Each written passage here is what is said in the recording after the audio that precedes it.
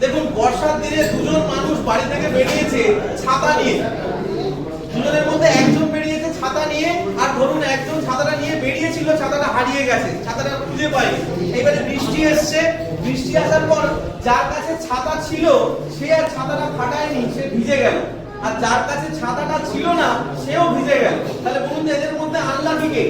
যার কাছে ছাতা ছিল ভিজলো, না যার কাছে ছাতা ছিল না সে ভিজলো?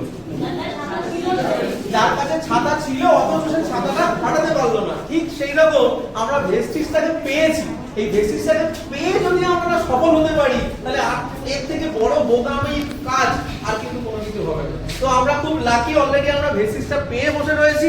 তো ভেস্টিজের ছাতাটাকে খাটান, আপনার পরবর্তী 3টে জেনারেশন কিন্তু সিকিউর থাকবে। এই বলে আমি